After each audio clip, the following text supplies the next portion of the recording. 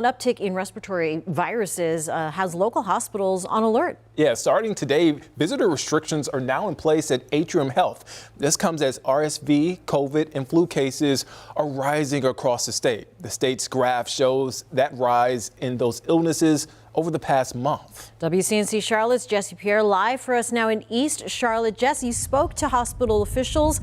What do we need to know?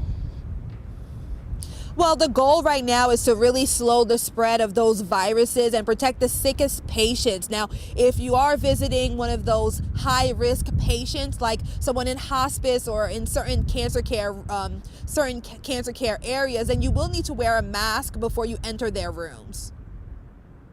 It's the season for all these viruses to come together. COVID, flu, and RSV cases all on the rise in North Carolina. We are seeing further increases after the Thanksgiving holiday and anticipate after Christmas, after all the holidays coming up, that will continue to contribute to some spread. The state has already seen 9 flu-related deaths this year, 2 confirmed just this week.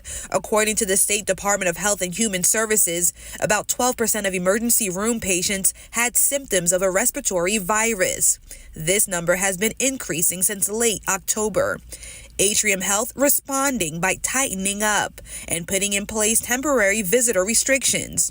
Anyone 12 and younger will not be able to visit patients in hospitals, behavioral health, and inpatient rehabilitation locations. When we get to kind of the tipping point where, there are a lot of cases circulating, we implement extra measures to make sure our highest risk patients are as safe as possible. Health experts encouraging folks to practice good hygiene.